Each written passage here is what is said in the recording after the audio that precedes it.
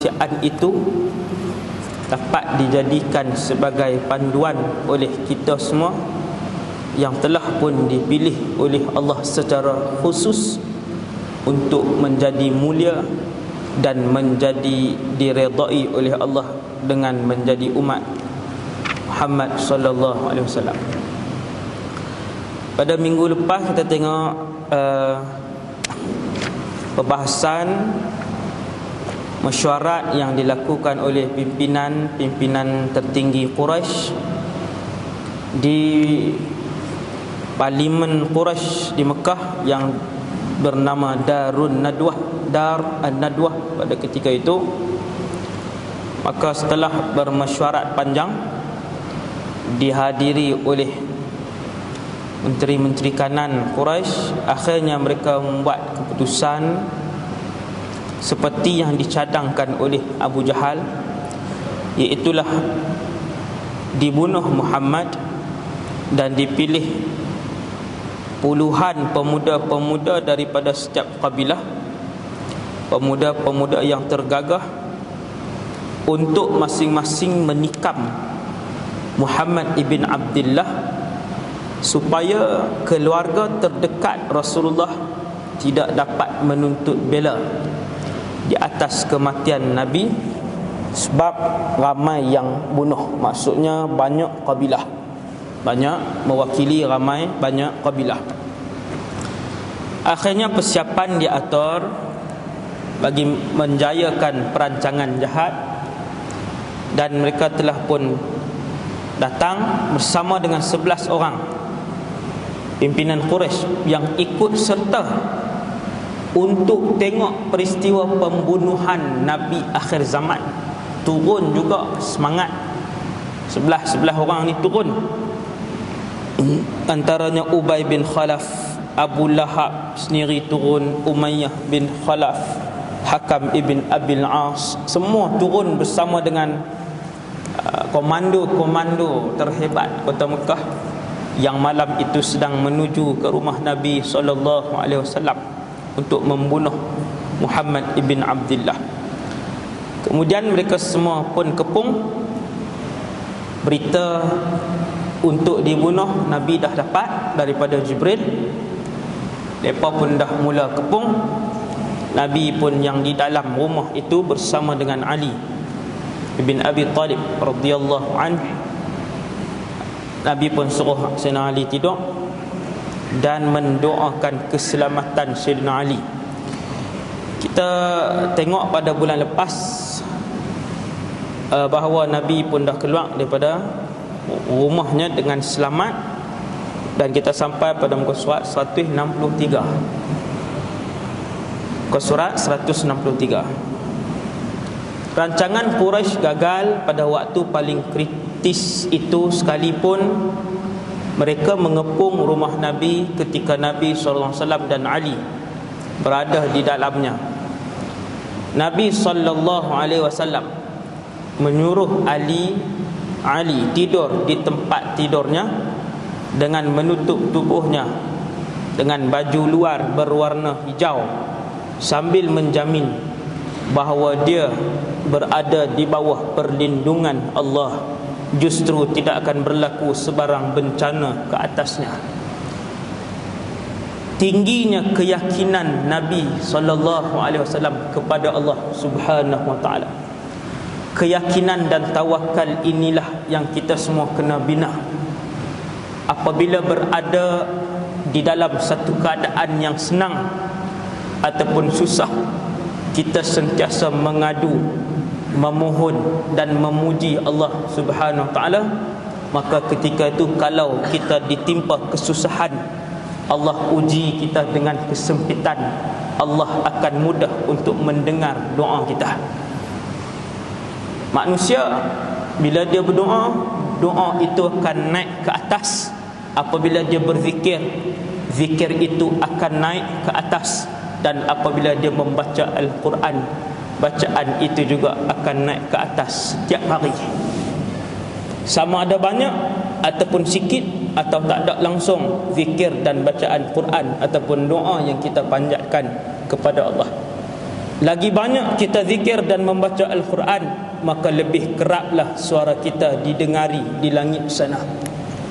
Dan ada di kalangan doa dan zikir itu yang tak sampai pun ke atas, tak sampai, no? Dan ada yang lainnya sampai dan didengari. Sebab itu apabila Nabi Yunus alaihi salam berada di dalam perut ikan Hut, di dasar laut yang gelap gelita, dah dalam laut, duduk dalam perut ikan pula, Nabi Yunus alaihissalam tidak berhenti-henti menyebut nama Allah dengan banyaknya. La ilaha illa ant subhanaka inni kuntu minadh zalimin. Apabila doa itu sampai ke langit, maka para malaikat berkata, ya Allah, ya Tuhan kami, sautun ma'ruf fi makanin gharib. Wahai Tuhan kami, suara zikir ini sangat kami kenal, akan tetapi saat ini ia datang dari satu tempat yang sangat pelik. Kenapa pelik? Nun jauh di dasar lautan sana, di dalam perut seekor ikan. Maka doa ini diangkat selalu. Apabila ketika senang, kita selalu memuji Allah Azza wa Jalla. Ketika kaya dan sihat, kita berterima kasih kepada Allah. Maka apabila kita sakit dan susah, tidak ada tempat untuk membantu, ketika itu seandainya kita berdoa, insya-Allah Allah mudah memakbulkan.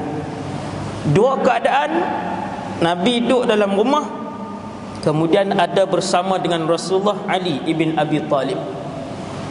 Sayyidina Ali ini selain daripada sepupu Nabi, menantu Nabi, dan yang ketiganya Nabi pelihara Sayyidina Ali. Daripada Sayyidina Ali ini kecil, Nabi ambil daripada Abi Talib, ponakan dia, untuk membalas jasa Abu Talib yang membesarkan Rasulullah SAW. Bila Nabi dah dewasa, dia dah kahwin, dia pergi rumah pak menakan dia Abu Talib, dia pula ambil Sayyidina Ali dan bela Sayyidina Ali.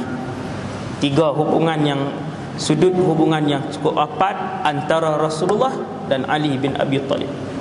Nabi pun selimutkan dia dalam keadaan musuh-musuh sedah pun berada di luar rumah. Semuanya lengkap bersenjata. Kalaupun mereka tidak bersenjata, bilangan mereka yang puluhan begitu ramai sudah cukup untuk membunuh Nabi dan Ali. Walaupun dalam keadaan begitu, Nabi masih lagi memberikan jaminan perlindungan daripada Allah Azza wa Jalla kepada Ali, sambil menyelimutkan Sayyidina Ali dengan jubah ataupun serban Nabi SAW. Nabi kata, wahai Ali, tidak akan berlaku sebarang bencana ke atas kamu. Yakin Nabi. Padahal bukan ada apa, senjata tak ada, nak lari tak boleh dah, nak terbang tak boleh, orang luar sebagainya. Tetapi Nabi tetap yakin kepada Allah Azza wa Jalla, seperti mana yakinnya Nabi ketika pulang daripada Taif untuk masuk ke dalam kota Mekah. Kemudian Nabi SAW keluar dari biliknya dan menabur segenggam habuk ke arah para pembunuh. Nabi pun keluar sambil baca daripada awal surah Yasin seperti yang kita sebut pada bulan lepas sampai ayat ke-9. وَجَعَلْنَا مِنْ بَيْنِ أَيْدِيهِمْ سَدًّا وَمِنْ خَلْفِهِمْ سَدًّا فَأَغْشَيْنَاهُمْ فَهُمْ لَا يُبْصِرُونَ. Iaitulah Allah adakan dinding di hadapan mereka, dinding di belakang mereka, dan kami tutup sehingga mereka tidak dapat melihat. Nabi pun keluar, dan semua yang berada di luar seolah-olah tidak melihat Nabi sallallahu alaihi wasallam. Habis dia, lalu baginda menuju ke rumah Abu Bakar. Nabi pun pergi rumah Abu Bakar, dan mereka bergerak ke arah selatan. Ke arah selatan sebab Mekah di sini, di depan Madinah. Maksudnya arah utara ada Madinah, tapi Nabi bergerak ke arah selatan. Itu adalah helah yang semua tuan-tuan tahu. Kenapa Nabi pergi ke belakang dulu. Lalu baginda menuju ke rumah Abu Bakar dan bergerak ke selatan, mendaki puncak Jabal Thur serta mengambil keputusan berlindung ke dalam gua. Pembunuh yang membuat kepungan di rumah Nabi tunggu sampai nak dekat subuh. Tiba-tiba pesawat belakang, salah seorang daripada mereka muncul dan beritahu bahawa Muhammad sudah pun keluar. Waktu semua duduk tunggu malam tu, pakat berjaga-jaga apa semua, mereka tak buat serangan lagi. Puluhan yang datang pada malam itu, dia sampai kepung dan mereka tunggu, tak buat terus serangan. Dalam duk tunggu tu, sampai nak dekat subuh, datang satu orang kata, hampa duk tunggu Muhammad lagi ke? Masih menunggu Muhammad, kami nak masuk dah ni. Tunggu apa? Dia dah keluar dah. Muhammad dah beredar dan meninggalkan rumah ini. Sebab apa? Sebab Quraisy dah dapat laporan Abu Bakar sudah tiada di rumah. Maksudnya berita SB Mekah dah sampai dah, lepas pergi cek dah, Abu Bakar tak ada di rumah. Berita tu dah sampai. Mereka menyerbu ke dalam dan terperanjat kerana mendapati yang terbaring di tempat itu adalah Ali, bukan Muhammad sallallahu alaihi wasallam. Seluruh kota menjadi kelam kabut. Kota mana jadi kelam kabut? Kota Mekah. Pasal apa kelam kabut? Sebab kerajaan Mekah keluar dalam surat khabar, dalam berita zaman itulah pengganas telah terlepas, kan? Pengganas mesti dijejaki Rasulullah sallallahu alaihi wasallam. Jadi orang pun jadi kalut semua kota Mekah. Tarikh Nabi keluar meninggalkan rumahnya ialah pada 27 Safar tahun ke-14 kerasulan, iaitu 12 atau 13 September 622 Masihi. Yang ni kiraan ulama falak daripada India lah. Kiraan ulama falak daripada India. Dan kiraan dia khilaf dengan banyak pendapat yang lain. Biasalah perbezaan pendapat. Kemudian ke surat 165, bila Nabi tahu orang Quraisy mengerahkan seluruh tenaga untuk menjejaki Nabi, Nabi mengatur satu muslihat dengan mengubah laluan biasa ke Madinah. Minggu lepas kita dah sebut dah, Nabi pergi rumah Abu Bakar. Nabi tanya ada siapa? Bakar kata tak ada siapa, ada anak perempuan aku saja, iaitulah Asma dalam rumah. Nabi pun kata ada berita besar, Allah mengizinkan aku untuk berhijrah. Maksudnya dapat keizinan untuk berhijrah. Nabi dia menunggu arahan Allah Azza wa Jalla. Umat yang biasa semua telah, para sahabat semua telah diizinkan untuk berhijrah.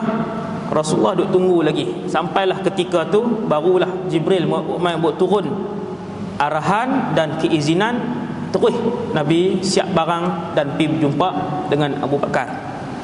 Bila Nabi kata berhijrah, Abu Bakar kata as-suhbata ya Rasulullah, nak teman kamu wahai Nabi. Nabi pun jawab as-suhbah. Seolah-olah satu hati Abu Bakar dan Rasulullah ini macam satu hati, berkawan daripada kanak-kanak kedua-duanya.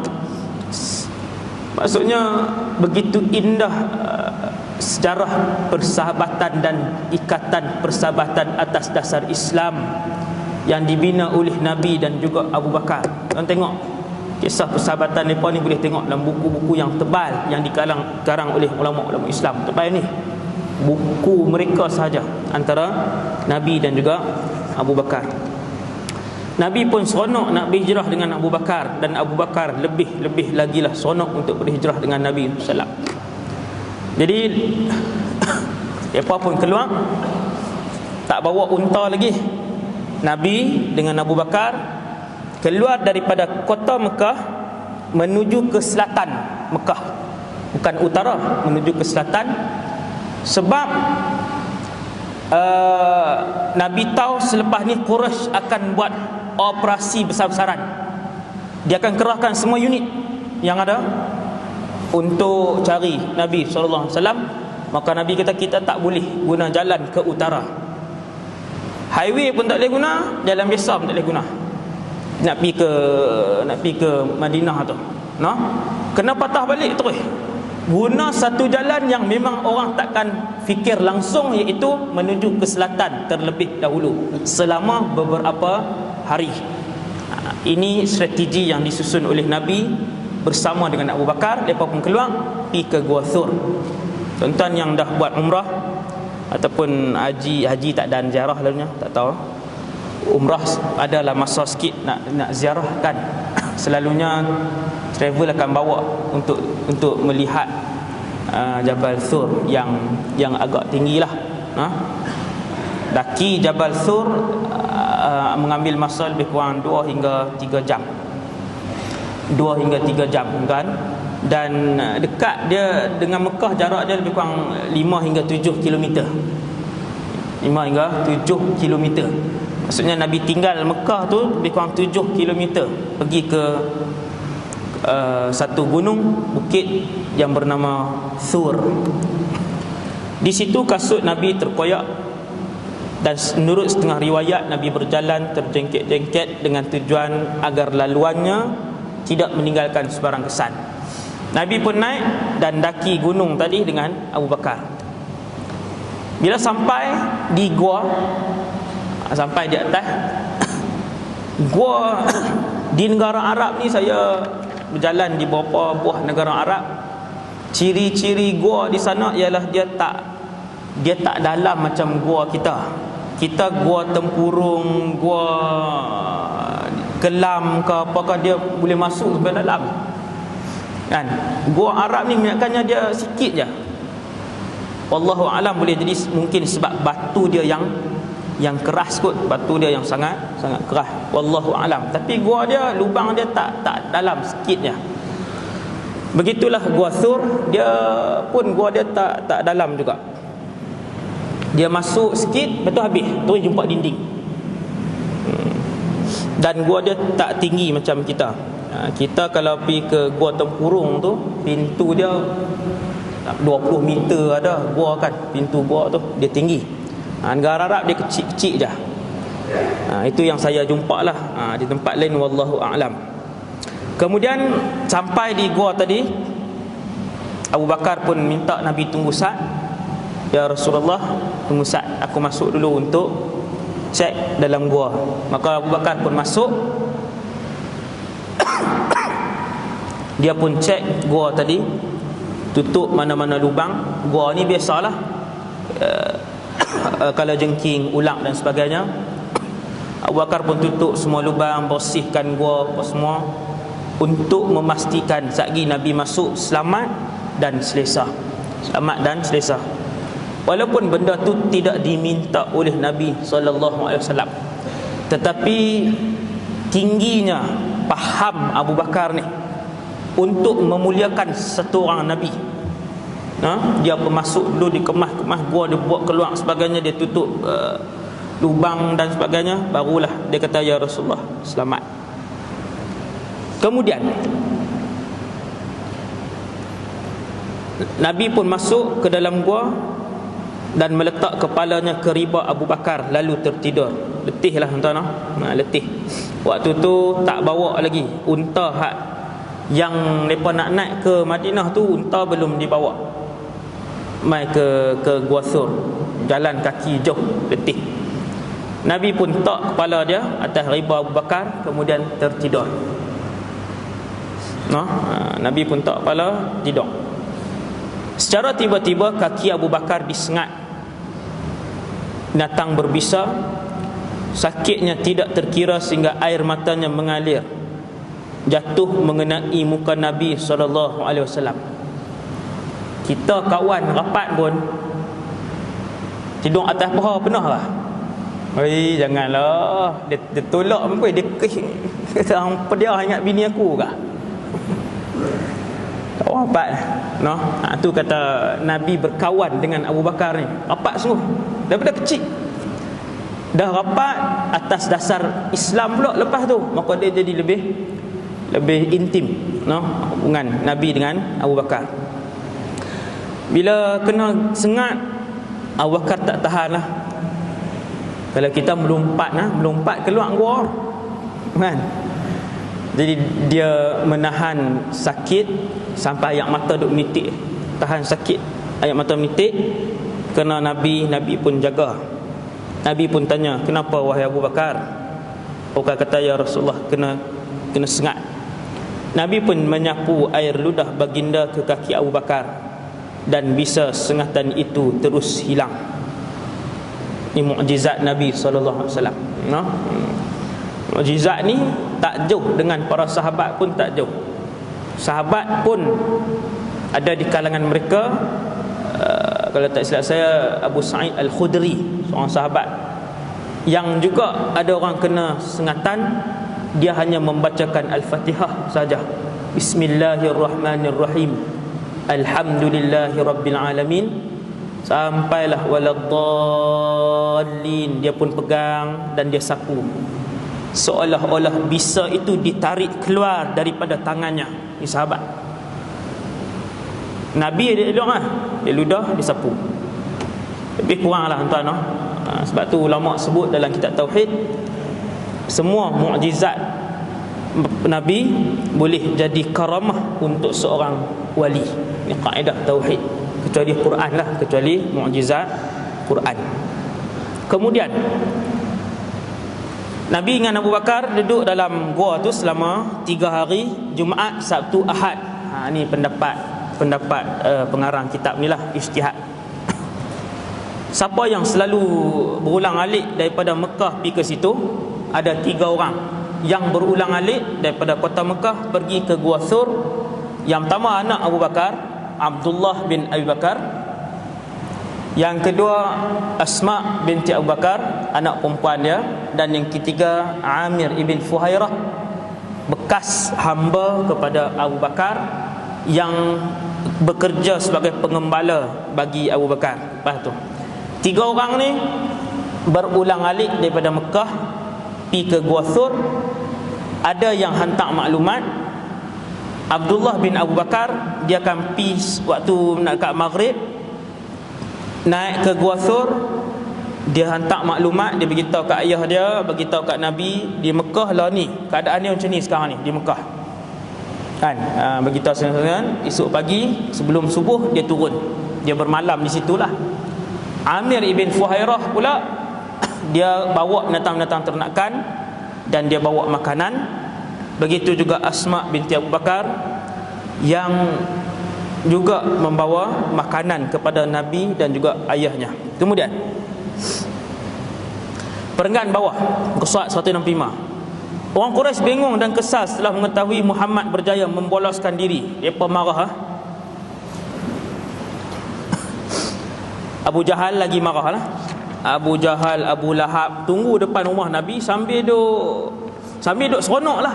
Habis seronok lah sebab boleh kepung dah. Dah berjaya kepung, Muhammad memang ada dalam rumah. Mereka yakin memang Muhammad ketika kepungan itu duduk dalam rumah. Buktinya ialah mereka kepung seawal malam tu sampai subuh. Maka Abu Jahal sambil berjalan di depan rumah tu kata, "Mana janji Muhammad, mana dia?" Sambil sembang kepada hak duk keliling ni, duk lawan, sambut dengan gelak lah. Mana dia janji Muhammad, kita nak kena bakar ke apakah? Tak dan bakar, Muhammad akan dibunuh.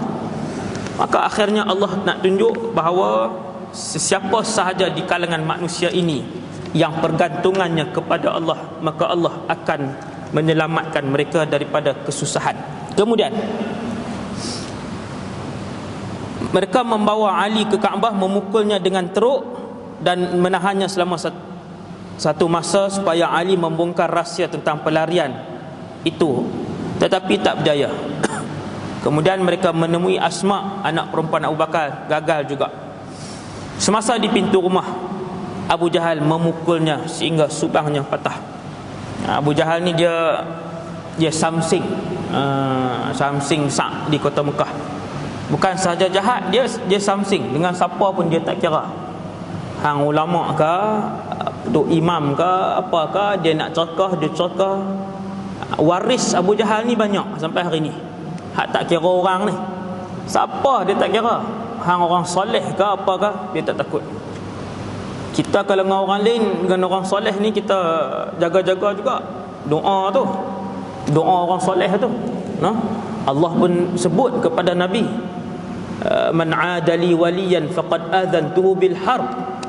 Siapa yang bermusuh dengan kekasih-kekasih aku isytiharkan perang ke atas mereka. Orang soleh jangan cari pasal.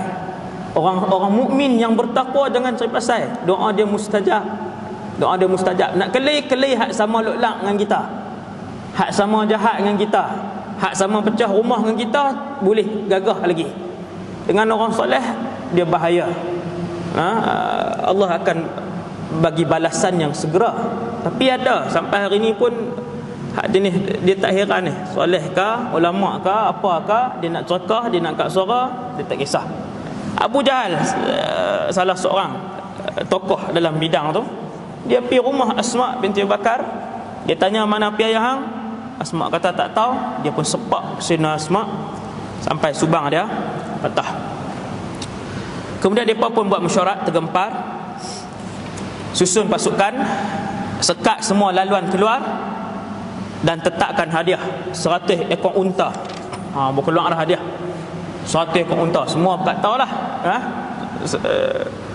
inilah tersebarlah di semua tempat. Siapa dapat Muhammad, hidup ataupun mati, 100 ekor unta. Mahal ni 100 ekor unta, tuan. Kemudian mereka pun cari, dan Quraisy upah satu orang yang pakar tentang ilmu tentang berjalan, menjejak tapak kaki di padang pasir. Seorang pensyarah saya di Syria dulu, dia cerita, dia kata orang Arab satu ketika dulu dia ada satu ilmu, nama dia ilmu al-qawafi. Ilmu al-qawafi iaitu ilmu untuk menjejak orang di padang pasir. Bukan semua orang pakar lah, maksudnya sebahagian orang Arab ada ilmu tu. Upah kerajaan Quraisy, upah orang tua ni, akhirnya tuan-tuan dia pun cari. Dia tengok tape unta, dia tengok tapak kaki, dia tengok pasyak, dia tengok semualah, bau apa semua, dia pakar. Akhirnya orang ni, orang tua yang diupah tadi, yang mahir dengan ilmu, sama ada Al-Qafiyah ataupun Al-Qawafi, saya tak ingat dah, salah satu daripada dua nama tu. Akhirnya orang tua ni tuan-tuan, dia bawa Mekah kan luas, nak cari di mana. Dia pun bawa dan sampai ke depan pintu gua, betul-betul sampai depan pintu gua. Pintu gua tu dia tak tinggi. Dia kalau tinggi, kita sampai-sampai nampaklah Nabi duduk. Pintu dia tak tinggi, maksudnya kena tunduk baru nampak duduk di ujung sikit. Pintu dia tak tinggi. Jadi mereka pun naik sampai ke depan pintu gua. Di depan pintu itu, menurut satu riwayat, ada Allah SWT hantar burung merpati dan juga al-ankabut, benda apa ankabut, labah-labah, sebut kan. Tuhan hantar labah-labah, dia buat sarang balik, dan kemudian burung merpati. Al-Imam Ibn Kathir ketika mentafsirkan surah Al-Fatih ayat 4, walillahi junudus samawati wal ard, dan Allah mempunyai tentera-tentera penuh di langit dan juga di bumi, kata Imam Ibn Kathir, antara tentera Allah adalah 2 ekor burung merpati liar dan juga ankabut, labah-labah tadi, yang lepas Nabi dan Abu Bakar masuk, mereka duduk depan tu. Lepas tu ada sarang. Maksudnya bila Quraisy naik, takkan ada orang. Jadi mereka pun naik sampai depan pintu gua. Orang tua tu kata, di sinilah Muhammad dan kawannya. Quraisy pun duk bincang, takkan Muhammad main ke selatan, takkan Muhammad datang ke selatan, naik atas gunung yang tinggi pula. Dah naik ke atas, bila masa Muhammad masuk? Takkan sejak seminggu ni dah ada dengan sarang burung dan sebagainya. Abu Bakar dan Nabi SAW sibuk ada di dalam gua itu. Nabi sibuk murajaah Al-Quran. Mulut Nabi duk baca Quran. Dan Abu Bakar pula gelisah kiri dan kanan kerana melihat kaki-kaki Quraisy yang telah pun berada di hadapan gua itu. Bila Nabi tengok Abu Bakar kanan kiri apa semua, orang takut tuan-tuan. Kita boleh duduk tepi kita tu, kita cam muka dia, peluh dia, keadaan badan dia. Nabi pun tanya dia, "Kenapa wahai Abu Bakar?" Tengok tuan-tuan, Rasulullah tak ada apa. Bahkan kalau seorang saja tunduk, nampak. Bila Nabi tanya, "Kenapa wahai Abu Bakar?" Abu Bakar kata, "Kenapa ya Rasulullah? Semua kaki dah kita nampak. Kalaulah salah seorang daripada mereka tunduk, la ra'ana," kata Abu Bakar, "nescaya mereka akan lihat kita." Nabi pun jawab kepada Abu Bakar, "Ma dhannuka bisnain Allahu thalithuhuma." Apakah selama ni kamu menganggap bahawa kita hanya berdua sedangkan Allah lah yang ketiga? Tinggi tuan-tuan keyakinan Rasulullah sallallahu alaihi wasallam kepada Allah Azza wa Jalla. Tenang aja Nabi. Tak ada Nabi minta Jibril turun, ma dhannuka bithnain Allahu thalithuhuma. Allah ada wahai Abu Bakar. Allah bersama dengan kita wahai Abu Bakar. Allah akan memenangkan Rasulnya wahai Abu Bakar. Allah Subhanahu wa taala mengabadikan perbualan Rasulullah dan juga temannya itu di dalam Al-Quran. Tuan-tuan boleh tengok dalam surah At-Taubah ayat 40. Idh yaqulu li sahibihi, ketika mana Muhammad pada temannya, la tahzan, jangan sedih, innallaha ma'ana, Allah bersama dengan kita. Maka akhirnya mereka pun turun, habis selamat dengan izin Allah. Rasulullah dan Abu Bakar selamat ketika itu. Kemudian Abu Bakar telah mengupah Abdullah bin Uraiqid. Habis tuan-tuan, lepas 3 hari Abdullah bin Abu Bakar mai berita apa semua, Amir ibn Fuhairah buat mai makanan bersama dengan Asma binti Abu Bakar. Selepas 3 hari Nabi dan Abu Bakar pun turun. Antara perancangan Abu Bakar dan Rasulullah ialah mengupah satu orang yang paling pakar tentang jalan padang pasir. Nama orang itu adalah Abdullah bin Uraiqid. Dia bukan Islam, dia tak Islam, tapi dia orang kerja, orang ambil upah kan. Janji bayar. Aku tak abang apa dah, janji bayar upah. Maka diupah oleh Nabi SAW dan Abu Bakar. Dia ni pakar jalan padang pasir. Dia boleh bawa satu jalan yang orang lain tak lalu. Dahsyat tuan-tuan, no? Padang pasir ni dahsyatlah. Saya pernah cuba merasai padang pasir ni. Memang bila duduk tengah tu, kita tak tahu nak pergi mana tuan. Semua pasir. Kalau hutan boleh gagah lagi, boleh tanda di pokok. Kalau pasir tuan-tuan nak tanda di mana? Garis. Garis 5 minit hilang angin mai. Susah. Padang pasir ni susah. Nabi dengan Abu Bakar upah satu orang bukan Islam, boleh dibenarkan dalam Islam. Maka dia ni yang bawa. Kemudian Amir bin Fuhairah buat mai binatang tunggangan sebanyak 2 ekor unta yang ada di rumah Abu Bakar. Buat mai ke situ. Abu Bakar pun bagi ke Nabi, "Ya Rasulullah, untuk kamu satu." Dalam suasana yang begitu pun Nabi masih lagi mengajar umat dia untuk menjaga maruah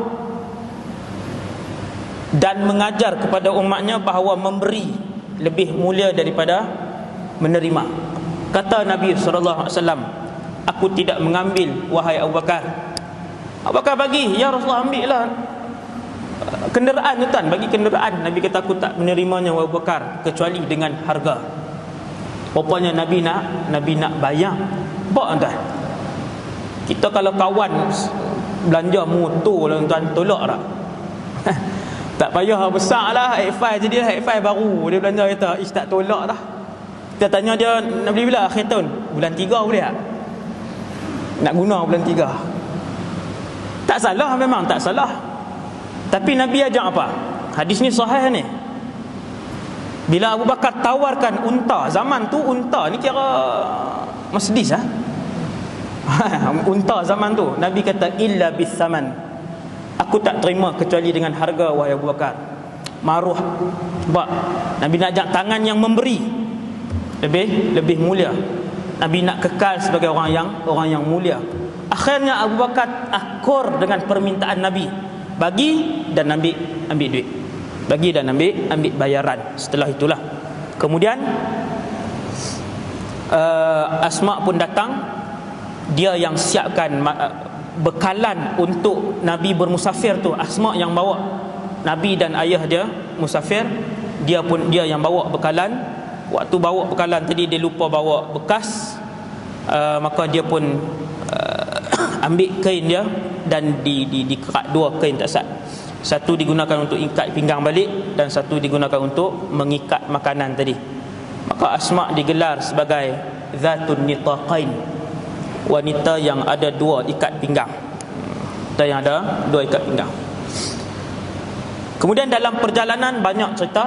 Malam ni kita ambil satu saja. Kita akan sambung dalam kuliah yang akan datang. Macam-macam cerita yang ada dalam perjalanan Rasulullah yang panjang, kita akan tengok nanti. Antaranya ialah dalam keadaan yang panas terik, Nabi SAW pun meneruskan perjalanan sama dengan Abu Bakar dan juga Allahumma salli ala Muhammad, Abdullah bin Uraiqid. Bukan berdua lah dalam hijrah ni, bukan berdua. Maka daripada hari itu sampailah seharian. Sepanjang saya baca sirah ni, orang Arab ni zaman dulu kalau mereka bermusafir ataupun keluar nak perang, kalau mereka keluar pagi, dia akan berjalan sampai gelap baru berhenti.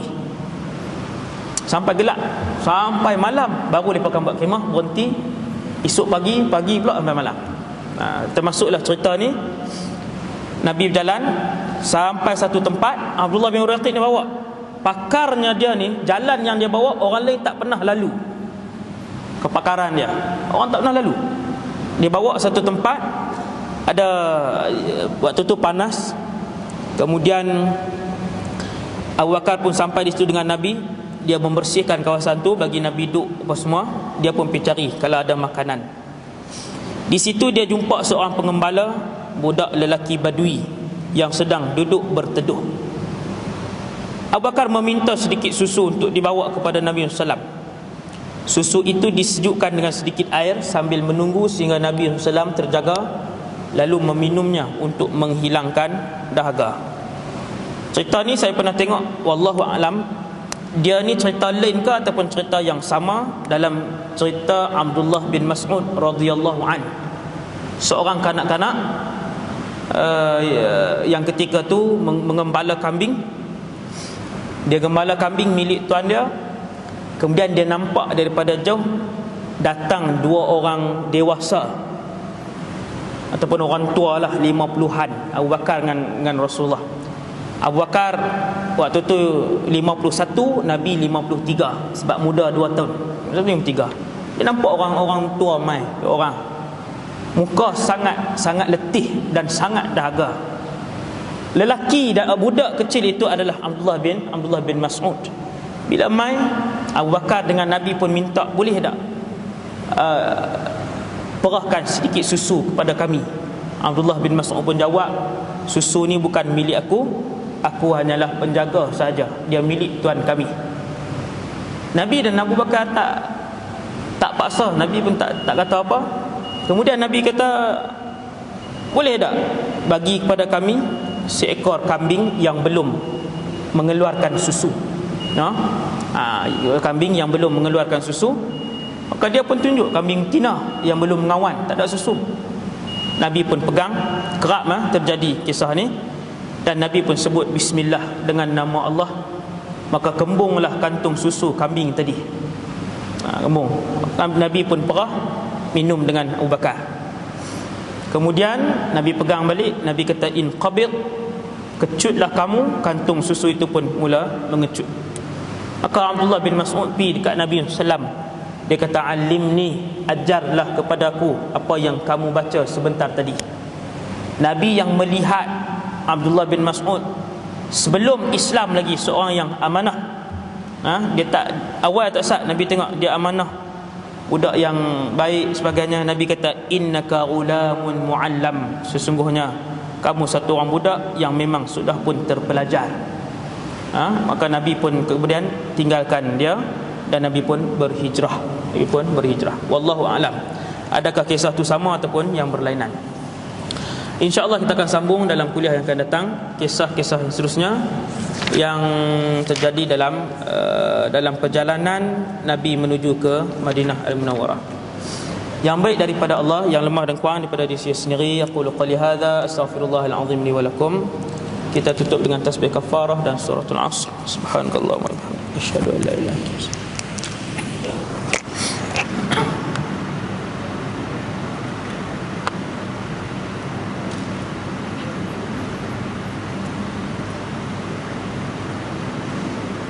Bismillahirrahmanirrahim. Alhamdulillahi rabbil alamin, wassalatu wassalamu ala asyrafil anbiya'i wal mursalin wa ala alihi washabbihi ajma'in. Allahumma 'allimna ma yanfa'una wanfa'na bima 'allamtana wa zidna 'ilman wa 'amalan wa ikhlasan fi hayatina. Sallallahu ala sayyidina Muhammad wa ala alihi wasallam. Walhamdulillahi rabbil alamin. Assalamualaikum warahmatullahi wabarakatuh.